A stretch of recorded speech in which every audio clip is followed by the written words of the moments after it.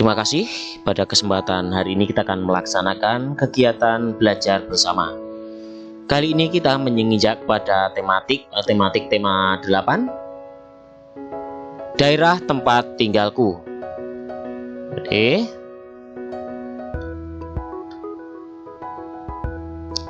Diambil dari buku siswa tematik kelas 4 dari BSE. Subtema 1, lingkungan tempat tinggalku. Tempat tinggal adalah tempat manusia menetap untuk berteduh dari keadaan alam, serta tempat melaksanakan hak dan kewajiban dalam menjalani hidup. Tempat tinggal manusia biasanya berwujud rumah. Tempat tinggal merupakan kebutuhan utama bagi manusia. Setiap manusia tentu menginginkan lingkungan tempat tinggal yang nyaman untuk hidupnya. Setelah kita mengamati gambar di atas, gambar tersebut menunjukkan bagian dari lingkungan tempat tinggal. Lingkungan yang ditunjukkan berupa beberapa rumah yang di sekitarnya masih banyak pohon. Pada gambar juga terlihat hamparan sawah dengan para petani yang sedang bekerja.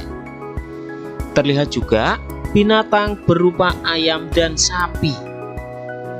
Tempat tinggal pada gambar lebih tepat dinamakan pedesaan.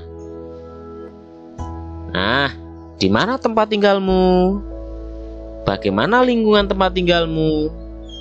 Nyamankah kamu tinggal di lingkunganmu?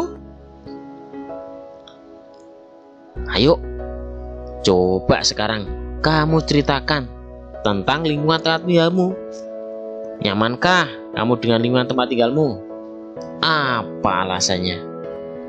Nah, tuliskan cerita itu dalam selembar kertas. Kemudian nanti kirim kepada bapak ibu gurumu ya.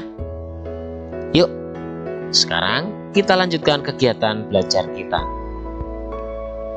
Pembelajaran hari pertama. Aku dan keluargaku berasal dari Jawa Barat. Di Jawa Barat terdapat banyak tempat wisata. Di antaranya Telaga Warna. Apakah kamu pernah mendengar cerita asal mula Telaga Warna? Ayo, kita coba cari tahu. Udin dan keluarganya sedang berlibur di daerah asalnya, yaitu Jawa Barat. Di lingkungan tempat tinggal Udin di Jawa Barat terdapat tempat wisata Telaga Warna. Telaga Warna terletak di kawasan Puncak Bogor. Saat Udin berwisata di Telaga Warna, ayah Udin menceritakan asal mula Telaga Warna. Cerita asal mula Telaga Warna merupakan cerita turun-temurun yang terkenal di daerah tersebut. Bagaimana cerita asal mula Telaga Warna? Ayo kita membaca. Baca cerita asal mula Telaga Warna berikut ini. Dahulu kala di Jawa Barat ada raja dan permaisuri yang belum dikaruniai anak. Padahal mereka sudah bertahun-tahun menunggu.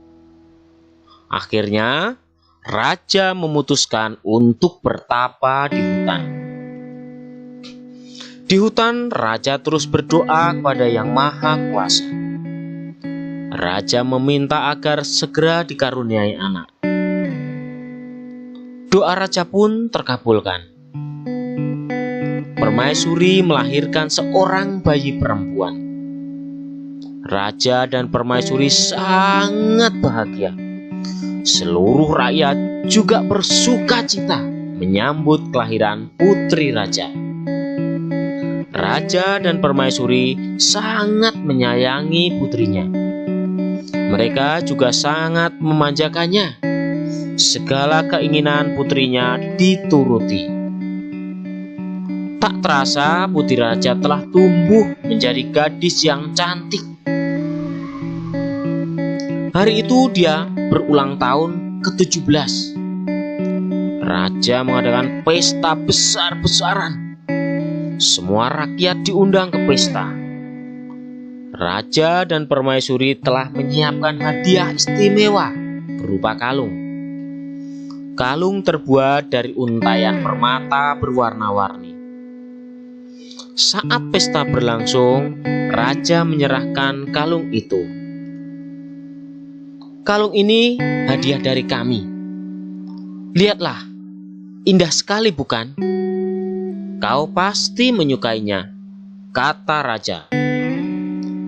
Raja bersiap mengalungkan kalung itu ke leher putrinya. Sungguh di luar dugaan, putri menolak mengenakan kalung itu. Aku tak suka kalung ini, ayah, tolak putri dengan kasar. Raja dan permaisuri terkejut. Kemudian permaisuri berusaha membujuk putrinya dengan lembut. Permaisuri mendekat dan hendak memakai kalung itu ke leher putrinya. Aku tidak mau. Aku tidak suka kalung itu. Kalung itu jelek, teriak putri sambil menepis tangan permaisuri. Tanpa sengaja kalung itu terjatuh. Permata-permatanya tercerai-berai di lantai. Permaisuri sangat sedih. Permaisuri tertunduk dan menangis. Tangisan permaisuri menyayat hati. Seluruh rakyat yang hadir turut menangis. Mereka sedih melihat tingkah laku putri yang mereka sayangi. Tidak disangka, air mata yang tumpah ke lantai berubah menjadi aliran air. Aliran air menghanyutkan permata-permata yang berserakan. Air tersebut mengalir keluar istana dan membentuk danau. Anehnya, air danau berwarna-warni seperti warna-warna permata kalung putri. Kini, danau itu dikenal dengan nama Telaga Warna. Nah, setelah kita mendengar cerita tadi tentang Telaga Warna tadi, yuk kita coba menjawab pertanyaan-pertanyaan berikut berdasarkan cerita. Nah, siapakah tokoh-tokoh yang terdapat dalam cerita tadi? Bagus. Tokoh dalam cerita tadi adalah raja, permaisuri, putri raja yang cantik, dan rakyatnya. Di manakah raja melakukan pertapaan? Iya, raja melaksanakan atau melakukan pertapaan di hutan. Pertanyaan ketiga, apa hadiah yang disiapkan raja dan permaisuri untuk ulang tahun putrinya? Bagus. Hadiah yang disiapkan raja adalah kalung dari untayan permata warna-warni. Mengapa permaisuri bersedih dan menangis? Pada pertanyaan keempat, permaisuri bersedih dan menangis karena putrinya menolak kalung pemberian raja, dan permaisuri menepisnya hingga jatuh berserakan.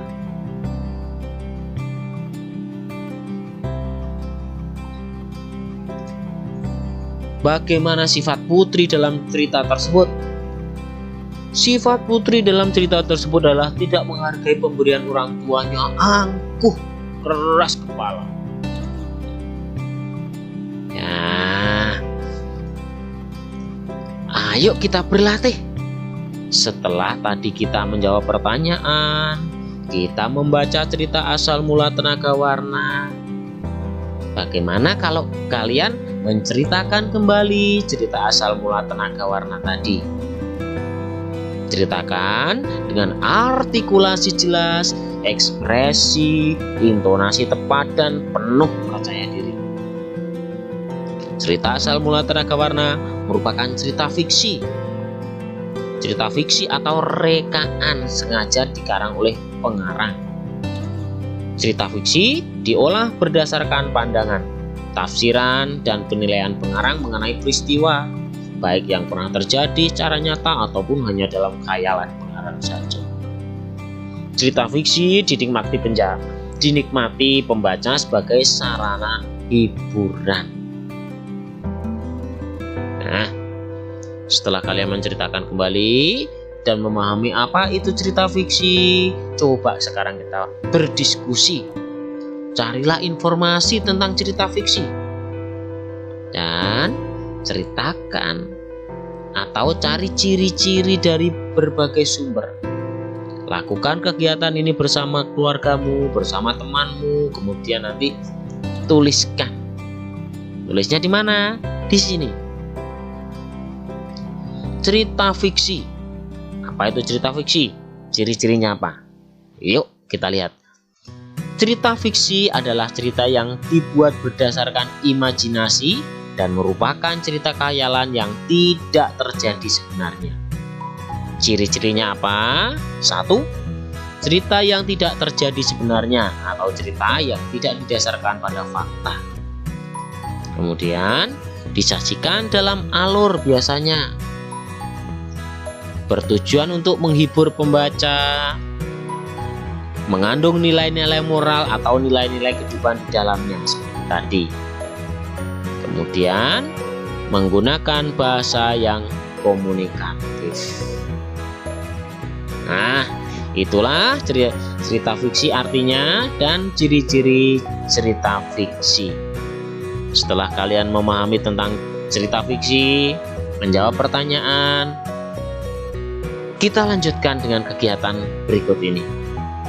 Di dekat rumah Udin di Jawa Barat juga terdapat taman bermain. Udin dan saudara-saudara sepupunya bermain di sana. Dita ingin bermain ayunan. Udin membantu Dita menarik dan mendorong ayunan. Nah, itu gambar tamannya. Yuk kita coba amati.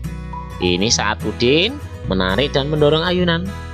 Udin menarik ayunan, kemudian Udin mendorong ayunan. Udin telah memberikan gaya pada ayunan itu. Sekarang, apa yang dimaksud dengan gaya? Ayo, kita coba. Gaya adalah suatu kekuatan yang mengakibatkan benda yang dikenainya dapat mengalami gerak, perubahan kedudukan, atau perubahan bentuk. Gaya juga dapat diartikan sebagai tarikan atau dorongan yang dapat mempengaruhi keadaan suatu benda. Sekali lagi, gaya juga dapat diartikan sebagai tarikan atau dorongan yang dapat mempengaruhi keadaan suatu benda. Nah, gaya yang diberikan Udin terhadap ayunan yaitu gaya tarik dan dorongan. Akibatnya ayunan itu bergerak. Saat ditarik, ayunan bergerak ke belakang atau Udin mendekati Udin. Saat didorong, ayunan bergerak ke depan atau menjauhi Udin. Apa yang dimaksud dengan gerak sekarang? Ya, gerak adalah perpindahan kedudukan suatu benda terhadap benda lain. Baik perpindahan kedudukan yang mendekati maupun menjauhi suatu benda atau tempat asal akibat benda itu dikenai gaya. Sekali lagi, gerak adalah perpindahan kedudukan suatu benda terhadap benda lainnya. Baik perpindahan kedudukan yang mendekati maupun menjauhi suatu benda atau tempat asal akibat benda itu dikenai gaya. Nah, agar kamu lebih memahami tentang gaya dan gerak, lakukan percobaan berikut. Yuk, melakukan percobaan. Buat kelompok, kemudian lakukan percobaan. Mendorong dan menarik meja. Ya, coba. Tujuannya membedakan gaya dan gerak. Alatnya meja. Perhatikan, letakkan meja di tempat yang cukup luas. Dorong meja itu. Amati apa yang terjadi pada meja. Percobaan kedua, tariklah meja itu dan amati apa yang terjadi pada meja. Nah, setelah melakukan percobaan tadi, jawab, coba tuliskan di sini. Apa yang terjadi pada meja saat didorong? Meja berpindah tempat atau kedudukannya berubah. Iya, kemana arah meja saat didorong? Ke depan, menjauhi dari tempat asal. Nah, apa yang terjadi saat meja ditarik? Benda juga berpindah tempat. Kemana arah meja saat ditarik? Mendekati. Nah, oke, setelah itu coba kita diskusikan. Sekarang bersama kelompokmu atau diskusikan dengan orang yang ada di sekitarmu tentang perbedaan gaya dan gerak. Tuliskan hasil diskusinya pada kolom berikut, perbedaan gaya dan gerak. Oke? Iya. Yuk kita renungkan. Setelah kamu belajar tadi, kita coba renungkan apa yang kamu pahami tentang cerita fiksi. Apa ciri-ciri cerita fiksi? Apa yang dimaksud dengan gaya? Apa yang dimaksud dengan gerak? Apa yang membedakan gaya dan gerak? Setelah itu, kerjasamalah dengan orang tua kalian. Amati gaya tarikan dan dorongan yang kamu temui di sekitar lingkungan tempat tinggalmu.